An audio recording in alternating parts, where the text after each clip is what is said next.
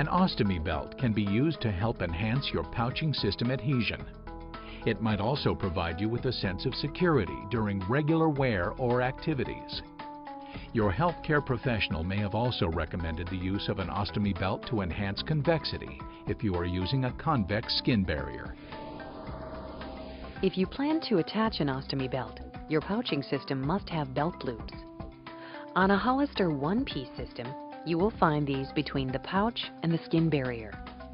If you are using a two-piece system, you will find the belt loops on the pouch flange.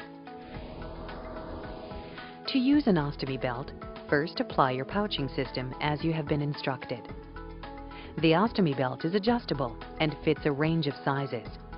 Find the belt that fits you and then attach the belt to one belt loop on the pouch. The tab on the belt should be facing away from your skin. Next, pull the belt and ensure the tab is engaged in the locked position. Now you want to wrap the belt around the back of your waist so that it is about 1.5 to 2 inches away from the next belt loop when unstretched. To do that, you may need to adjust the length of the belt. Now stretch the belt and attach it to the remaining belt loop with the belt tab facing away from your skin.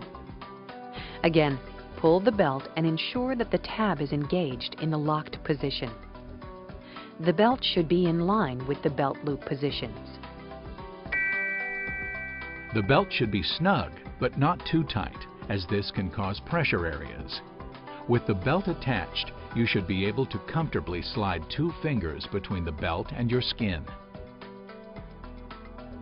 If the belt rides up to your natural waistline, reposition as necessary.